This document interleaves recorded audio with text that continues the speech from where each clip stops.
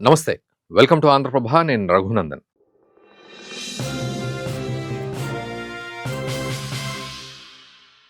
కేవలం ఒక 2, 3 గంటలు.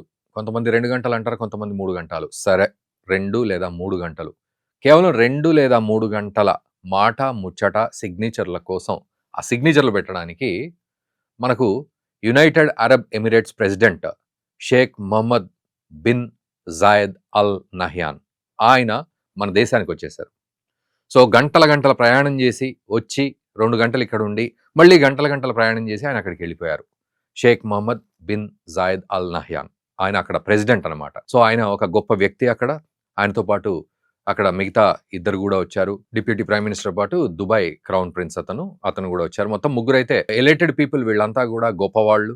సో చాలా పెద్దవాళ్ళు. మొనార్కీకి సంబంధించిన వాళ్ళు. వాళ్ళు చక్కగా ఫ్లైట్ ఏసుకొని మన దగ్గరికి వచ్చేసారు. ప్రధాని మోదీ పాలెం ఎయిర్‌పోర్ట్‌లో వారిని రిసీవ్ చేసుకున్నారు. రెగ్యులర్‌గా అందరిలాగానే ఆయనను గూడా ఆలింగనం చేసుకున్నారు.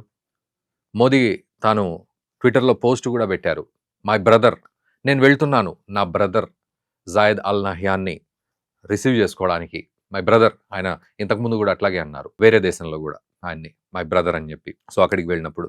ఈవెన్ సౌదీ అరేబియా, యూఏఈ విషయంలో మనం చాలా లిబరల్‌గా ఉంటూ వస్తున్నాం. అయితే 2, 3 గంటల్లో ఏం జరిగింది అనే విషయానికి చాలామంది ఇప్పుడు సోషల్ మీడియాలో 2 గంటల్లోనే ఏదో జరిగిపోయింది అంటున్నారు. నిజానికి చాలా పెద్ద పెద్ద మీటింగులు, చాలా ప్లాన్డ్ మీటింగులు ఏవున్నా గూడా సరే, మీరు గూడా ఆలోచించండి. మన ఆఫీసుల్లో గానీ, లేకపోతే సోషల్ రిలేషన్‌షిప్స్‌లో గానీ, చాలా పెద్ద ప్లానింగ్‌లు గూడా చాలా ఈజీగా తక్కువ సమయంలోనే మనం ప్లాన్ చేసుకొని వాటిని పెట్టేసుకుంటాం. ఒక 10 నిమిషాలు, 20 నిమిషాలు, 30 నిమిషాల్లో మొత్తం సెట్ అయిపోతది. ఇక అంతకంటే ఎక్కువ మాట్లాడుకున్నామంటే ఉట్టిగా టైమ్ పాస్ ముచ్చట్లనే అనుకోవాలి. నిజానికి గూడా ఈ చాలా సమ్మిట్లు జరుగుతూ ఉంటాయి. జీ20 సమ్మిట్ అని, లేకపోతే గ్లోబల్ సమ్మిట్ల పేరు మీద రకరకాల జీవవైవిధ్య సదస్సులని 2, 2 రోజులు, 3, 3 రోజులు, 4, 4 రోజులు. కంట్రీల మీద కంట్రీలు, 60 కంట్రీలు, 70 కంట్రీలు, 40 కంట్రీలు అని చెప్పి వచ్చేస్తాయి. వాళ్ళు రాసుకొని వచ్చింది చదువుకోవడానికే 2 రోజులు గడిచిపోతుంది. ఆ తర్వాత భోజనం చేయడానికి ఓ రోజు, ఆ తర్వాత నిద్రపోవడానికి మరికొన్ని గంటలు అన్నట్టుగా మొత్తం కలిపితే నిజానికి వాళ్ళు సంతకాలు పెట్టేది కేవలం అదే 2 గంటలు. ఇంపార్టెంట్ 2 గంటలు మాత్రమే ఉంటుంది 3 రోజుల సదస్సుల్లో గూడా. సో ఓవర్‌వ్యూలో చెప్తున్నా నేను. అలాగే Mohammed bin Zayed Al Nahyan ఆయన వచ్చినప్పుడు కూడా కేవలం అన్ని విషయాలు మాట్లాడుకోవడం జరిగేసింది ముందే ప్రీ ప్లాన్డ్‌గానే. జస్ట్ సంతకాలు పెట్టి ఆలింగనం చేసుకొని, రిసీవ్ చేసుకొని, సంతకాలు పెట్టి, నవ్వుతూ కాస్త ఫోటోలు దిగేసి ఎళ్ళిపోవడం. అదే చేశాడాయన. అయితే ఇది కేవలం మనతోటే చేశాడా అంటే కాదు. పాకిస్తాన్‌తో కూడా చేశాడు. డిసెంబర్ 26, 2025 పాకిస్తాన్‌కి గూడా వెళ్ళాడు. షాబాజ్ షరీఫ్ పిలిచాడాయన్ని. రండి అని. పిలిచి నూర్ ఖాన్ ఎయిర్ బేస్‌లో అక్కడ ఆయన్ని దించుకొని, పాకిస్తాన్ ఎయిర్ ఫోర్స్ ఈ నహ్యాన్ ఎయిర్ క్రాఫ్ట్‌కు స్వాగతం పలికి, వాళ్ళంతా గూడా అక్కడ ఆ ఎయిర్ బేస్ చూపెట్టి, రకరకాల పద్ధతుల్లో ఆయనకు గూడా మంచి ట్రీట్‌మెంట్ ఇచ్చి పంపించేశారు. ఒక రోజు మొత్తం అక్కడే ఉన్నాడాయన. ఆ తర్వాత ఇంటికి వెళ్ళిపోయాడు యూఏఈకి. సో ఇది పాకిస్తాన్ చేసింది. సో పాకిస్తాన్‌తో గూడా టై అప్ ఉంది. సో చాలామంది కేవలం భారత్ తోటే అద్భుతమైన 2 గంటల్లో స్ట్రాటజికల్‌గా అనేది అంటున్నారు. బట్ స్టిల్ ఇక్కడ మనం గుర్తుపెట్టుకోవాల్సిన విషయాలు 2 పాయింట్స్ ఉన్నాయి. ఇది పాకిస్తాన్‌తో కూడా జరిగింది అనేది ఒక పాయింట్ అయితే, రెండో పాయింట్ మరి యూఏఈ ఎందుకు మనతో పాటు ఈ 2 గంటల్లోనే డీల్స్ చేసుకుంది? ఏమేం డీల్స్ చేసుకుందనేది మనం మాట్లాడదాం. బట్ ఎందుకు డీల్స్ చేసుకుంది అనే విషయానికొస్తే ఇది నిజంగా మనకెంత అవసరమో అటు యూఏఈకి గూడా అంతే అవసరం. Mutual benefit. ఎందుకంటే యూఏఈ ఇప్పుడు సౌదీ అరేబియాతో కొట్లాడుతోంది. సౌదీ అరేబియాతో కొట్లాడడానికి కేవలం యెమెన్‌కి సంబంధించిన కాన్‌ఫ్లిక్ట్ మాత్రమే కాదు, ఆయిల్ ప్రొడక్షన్‌కి సంబంధించిన ఇష్యూస్ గూడా ఉన్నాయి. ఇటు యెమెన్ కాన్‌ఫ్లిక్ట్ అయితే ఒక కంప్లీట్ గవర్నమెంట్‌కి సంబంధించి అని సౌదీ అరేబియా కొట్లాడడం, యూఏఈ మాత్రం అక్కడ సెపరేటిస్ట్‌లకు వాళ్లకు సపోర్ట్ చేయడం. నేను ఓవర్‌వ్యూలో చెప్తున్నా. లేకపోతే చాలా లెంతీ అవుతుంది వీడియో. ఇదొక ఎత్తైతే ఆయిల్ కాన్‌ఫ్లిక్ట్ విషయంలో Saudi Arabia production wise and UAE production wise ఎక్కువ తక్కువలు ఉండడంతోటి వాళ్ళకి ఆ గొడవ వచ్చేస్తుంది. దీనికి తోడు బార్డర్ కాన్‌ఫ్లిక్ట్, టెరిటరీ కాన్‌ఫ్లిక్ట్ గూడా. సో మనకు పాకిస్తాన్‌కి ఉన్నట్టుగానే అట్లా వాళ్ళకి గూడా ఈ గల్ఫ్ కంట్రీస్‌కి గూడా మిడిల్ ఈస్ట్‌లో ఈ టెరిటరీ ఇష్యూస్ ఉన్నాయి. సో ఆ ఇష్యూస్ కోసం కావచ్చు, లేకపోతే ఎకానమీ విషయంలో గూడా, ఇన్వెస్ట్‌మెంట్స్ విషయంలో కూడా సౌదీ అరేబియా ఎక్కువగా ఇన్వెస్ట్ చేస్తామని చెప్పి, యూఏఈ కాదని చెప్పి, లేకపోతే యూఏఈ ఇలా అంటే సౌదీ అరేబియా మొత్తానికి ఎడ్డం అంటే తెడ్డం అన్నట్టుగా ఉంది 2 గల్ఫ్ కంట్రీస్‌కి గూడా. సో ఆ రకంగా కొట్లాడుకుంటున్నారు. అందులో మెయిన్ ఇష్యూ యెమెన్ కాన్‌ఫ్లిక్ట్ అనేది మనకు తెలుస్తుంది. ఇక్కడ యెమెన్ కాన్‌ఫ్లిక్ట్‌లో సౌదీ అరేబియా ఏం చేసింది? పాకిస్తాన్ తోటి టై అప్ పెట్టుకొని, డిఫెన్స్ ప్యాక్ట్ టై అప్ పెట్టుకొని, మిలిటరీ టై అప్ పెట్టుకొని ఈ పాకిస్తాన్‌కి సంబంధించిన సోల్జర్స్ అందరిని గూడా యెమెన్‌లో దించే ప్రయత్నం సౌదీ అరేబియా చేసింది. సో, ఈ రకంగా సౌదీ అరేబియా చేసేసరికి నెక్స్ట్ కమ్స్ యూఏఈ. మరి యూఏఈ గూడా ఏదో ఒకటి చేయాలిగా. మరెవరున్నారు? మళ్ళీ పాకిస్తాన్‌తో టై అప్ పెట్టుకుంటే కుదురుతుందా అంటే, పెట్టుకునే ప్రయత్నం అయితే చేసింది. డిసెంబర్ 26, 2025 నాడు పాకిస్తాన్ షాబాజ్ షరీఫ్ పిలిచాడు. ఈయన రావడం, మొత్తానికి ఆలింగనం చేసుకోవడం, మాట్లాడుకోవడం జరిగింది. కానీ మళ్ళీ పాకిస్తాన్‌కు చెక్ పెట్టాలంటే భారత్ అత్యంత అవసరమైన దేశం. అందుకే యూఏఈ ఒక అడుగు ముందుకు వేసి మనతో పాటు టై అప్ అవ్వడానికి, ఆఫ్‌కోర్స్ ఇదివరకు గూడా మనకు కల్చరల్ టై అప్స్ గావచ్చు, ఎకనామికల్ టై అప్స్ గాని ఉన్నాయి. మనం గ్యాస్‌ని ఇంపోర్ట్ చేసుకుంటున్నాం యూఏఈకి సంబంధించి. సో, ఏ రకంగా చూసినా యూఏఈకి మనకు ఒక మ్యూచువల్ అండర్‌స్టాండింగ్‌లో భాగంగా ఈరోజు ఆయన రావడం, ప్రధాని మోదీ పిలిచారు యాక్చువల్లీ. ఆ పిలుపును బేస్ చేసుకొని ఆయన రావడం అయితే జరిగింది. ఇక ఏమేమి అగ్రీమెంట్స్ జరిగాయనేది కూడా మనం మాట్లాడుకుందాం. ఈ అగ్రీమెంట్స్ విషయానికొస్తే స్ట్రాటజిక్ డిఫెన్స్ పార్ట్నర్‌షిప్. సో, డిఫెన్స్‌కి సంబంధించిన పార్ట్నర్‌షిప్ ఉండాల్సిందే. ఇందాక నేను చెప్పినట్టు సౌదీ తోటి ఇటు పాకిస్తాను డిఫెన్స్ పాక్ట్ ఏదైతే చేసుకుందో, మరి దానికి అపోజిట్‌గా యూఏఈ ఉన్నప్పుడు మరి తను కూడా చేసుకోవాలి కదా!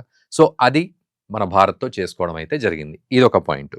ఆ తర్వాత సివిల్ న్యూక్లియర్ విషయాల్లో ఇండియా, యూఏఈ కూడా టై అప్ చేసుకుంది. ఏంటంటే మాడ్యులర్ రియాక్టర్స్‌ని ఏర్పాటు చేయడానికి న్యూక్లియర్‌కి సంబంధించిన విషయంలో సో 2 కూడా దేశాలు టై అప్ అయ్యాయి. సో, సివిల్ న్యూక్లియర్ రియాక్టర్స్ అనే విషయంలో. సో, వాళ్ళు దాన్ని ఇంకా ఆహ్, ప్రజలకు చేరువయ్యే విధంగా ఎటువంటి కాన్సెప్ట్స్ తోటి వాళ్ళొస్తారు అనేది మనకు భవిష్యత్తులో తెలుస్తుంది. ఇక ఇదొక ఎత్తైతే మన హెచ్‌పి గ్యాస్ కంపెనీ అక్కడున్న అడ్నాక్ అనే గ్యాస్ కంపెనీ ఏదైతే ఉందో Abu Dhabi national oil company. So, ఈ కంపెనీ తోటి టై అప్ అయింది. సో, దీని ప్రకారం మన హెచ్‌పి గ్యాస్ అక్కడున్న ఈ యొక్క అడ్నాక్ గ్యాస్ కంపెనీ నుంచి 10 సంవత్సరాల అగ్రీమెంట్‌లో భాగంగా 2028 నుంచి 2038 వరకు కూడా ఎల్ఎన్‌జీ గ్యాస్‌ని ఇంపోర్ట్ చేసుకుంటుంది.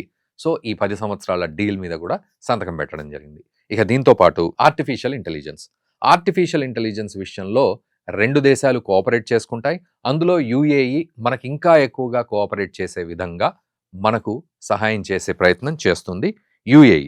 క్లస్టర్స్ ఫార్మ్ చేసే ప్రయత్నం చేస్తుంది. వాళ్ళు ఇన్వెస్ట్ చేస్తామంటున్నారు. ఇక దీనికి తోడు డిజిటల్ ఎంబసీస్. సో, మనం డిజిలాకర్ అని చూస్తాం కదా! సో, డేటా సావరెంటీ విషయంలో, మన డేటా సావరెంటీ విషయంలో డిజిటల్ ఎంబసీలు తయారు చేస్తాం. 2 దేశాల్లో తయారు చేస్తారు. సో దట్ ఈ డేటా సావరెంటీ అనే విషయంలో మనకు యూఏఈ నుంచి కూడా ఒక రక్షణ ఉంటుంది.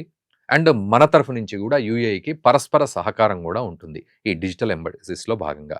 ఇక మరోవైపు కల్చరల్ ఎక్స్‌చేంజ్‌లో భాగంగా అబుదాబిలో హౌస్ ఆఫ్ ఇండియా అనే ఒక హౌస్, కల్చరల్ రిలేటెడ్ హౌస్‌ని కన్‌స్ట్రక్ట్ చేయడం, మన కల్చరల్ టై అప్స్ మన భారతదేశానికి, యూఏఈకి ఉన్నాయి అని చెప్పుకునే విధంగా ఈ హౌస్ ఆఫ్ ఇండియా. యాక్చువల్లీ వాస్తవానికి అటు సౌదీ అరేబియా కావచ్చు, ఇటు యునైటెడ్ అరబ్ ఎమిరేట్స్‌లో కావచ్చు, మన భారతీయులు చాలామంది ఉంటారు. ఇక్కడి నుంచి అక్కడికి వెళ్ళి ఉద్యోగాలు చేసుకునేవాళ్ళు, తర్వాత అంటే లేబర్ రిలేటెడ్ వర్క్స్ చేసుకునేవాళ్ళు, హై లెవెల్ బిజినెస్‌లు చేసుకునేవాళ్ళు, రకరకాల వాళ్ళంతా ఉన్నారు. ఆఫ్‌కోర్స్ పాకిస్తాన్ వాళ్ళు కూడా అక్కడ చాలామంది ఉన్నారు. అటు సౌదీ కావచ్చు, యూఏఈ కావచ్చు. ఇంకొక రకంగా చెప్పాలంటే మనకంటే ఎక్కువ మంది వాళ్ళే ఉన్నారు. కాబట్టి అటు సౌదీ విషయానికొచ్చినా, యూఏఈ విషయానికొచ్చినా కూడా పాకిస్తాన్ తోటి ఎక్కువ టై అప్ అయ్యే అవకాశాలు ఉన్నప్పటికీ కూడా మన దేశంతోటి ఒక లిబరల్ అండ్ బైలాటరల్ ఇష్యూస్ తోటి చక్కగా టై అప్ అయ్యే అవకాశాలు కల్పించుకోవడం వల్ల అటు యూఏఈ మనతో దగ్గరయ్యే పరిస్థితి కనబడుతుంది. సో, $100 బిలియన్ డీల్స్ ఏవైతే ఇప్పటివరకు మనం చేస్తూ ఉన్నామో వాటిని $200 బిలియన్ పెంచుకునే ప్రయత్నంలో భాగంగా 2032 కల్లా సో, మనం ఈ యొక్క డీల్స్‌ని ఏర్పాటు చేసుకున్నాం. సో, ఈ ట్రేడ్ ఏదైతే ఉందో అది $100 బిలియన్ నుంచి $200 బిలియన్. సో, ఒక రకంగా చెప్పాలంటే ఇప్పుడు ఉన్న రిలేషన్‌షిప్స్ ఏవైతే ఉన్నాయో మనకు యూఏఈకి ఇది ఆల్మోస్ట్ నెక్స్ట్ లెవెల్‌కి వెళ్ళినట్టు. నెక్స్ట్ లెవెల్ అంటే ఇంకా 2x స్పీడ్ తోటి మన రిలేషన్‌షిప్స్ ఫార్మ్ అయినట్టు యూఏఈ తోటి. ఇది మన భారత్ అండ్ యూఏఈ చేసుకున్న అగ్రీమెంట్స్ ఈ 2 గంటల్లోనే. ఇక దీంతో పాటు చివరగా స్పేస్ స్టేషన్స్ విషయంలో కూడా మనము స్పేస్ ఇండస్ట్రీని యూఏఈలో డెవలప్ చేయడానికి అక్కడ స్పేస్ ఏజెన్సీ తోటి మనం టై అప్ అవుతూ ఉన్నాం. మనం స్పేస్ టెక్నాలజీలో ఒక రకంగా చెప్పాలంటే యూఏఈ కంటే మనమే ఒక అడుగు ముందుకు వేసి ఉన్నాం. సో, చాలా అద్భుతంగా ముందుకు వెళ్తున్నాం. సో, ఆ రకంగా యూఏఈ తోటి కూడా మనం టై అప్ అయ్యాం. వాళ్ళ దగ్గర కూడా స్పేస్ ఏజెన్సీ తోటి మనం టై అప్ అయ్యి అక్కడ డెవలప్ చేసుకోవడానికి సిగ్నేచర్స్ పెట్టుకున్నాం. ఇదంతా ఒక ఎత్తైతే ఈరోజు యెమెన్‌లో ఉన్న గొడవల గురించి కావచ్చు, వెస్ట్ ఏషియా ఉద్రిక్తతల గురించి కావచ్చు, and Iran, Israel, America conflict ఏదైతే ఉందో కాంప్లికేటెడ్ కాన్ఫ్లిక్ట్ ఇది. ఇది ఎవరికి సపోర్ట్ చేసినా ఇంకొకళ్ళు నొచ్చుకునేటట్టు. ఏదంటే పట్టమంటే కప్ప కోపం, విడవమంటే పాముకు కోపం అన్నట్టుగా ఉంటుంది. సో, ఈ ఇష్యూస్ గూడా మనం మాట్లాడాం. దీంతో పాటు చివరిగా గాజాలో డిప్లాయ్‌మెంట్ గురించి గూడా. సో, పాకిస్తాన్ ఆర్మీ అక్కడ గాజాకు వెళ్ళడం ఇదంతా గూడా చూస్తూ ఉంటే స్ట్రాటజిక్‌గా మనం గూడా ఆ గాజా బోర్డ్ ఏదైతే ఉందో డొనాల్డ్ ట్రంప్ ప్రతిపాదించిన గాజా బోర్డ్ ఏదైతే ఉందో దానికి ప్రధాని మోదీని గూడా జాయిన్ అవ్వండి అని పిలవడం జరిగింది. నిజానికి అది గనక జాయిన్ అవుతే మనం కొన్ని వేల కోట్ల రూపాయలు ఖర్చు చేయాల్సొస్తుంది ఆ బోర్డ్‌లో గట్టి. ఎందుకంటే అక్కడ గాజా రీడెవలప్‌మెంట్ కోసం ఉపయోగించడానికి. సో, మనం అన్ని వేల కోట్లు అక్కడ ఉపయోగించాలి అనంటే మనం దాన్ని చేస్తున్నామా? లేదా? అండ్ అది యునైటెడ్ నేషన్స్ చెప్పే విషయం గాదు. యునైటెడ్ స్టేట్స్ ఆఫ్ అమెరికా చెప్పే విషయం గాబట్టి, మనము ఆ ఒప్పందాన్ని ఒప్పుకుంటామా? లేదా? అనే విషయంలో ఇంకా మనం ఏం క్లారిటీ ఇవ్వలేదు. సో, ఈలోపే ఇక్కడ అల్ నహ్యాన్ తోటి మనం మాట్లాడడం జరిగింది. సో, గాజాకి సంబంధించిన ఇష్యూస్. సో, ఇట్లా ఈ టెన్షన్స్, ఇష్యూస్ అన్ని మాట్లాడుతూనే ఈ సిగ్నేచర్‌లు గూడా మనం పెట్టేసుకున్నాం. మనం అనుకున్నట్టుగా ఈ 2-3 గంటల్లోనే. సో, ఏమిటి?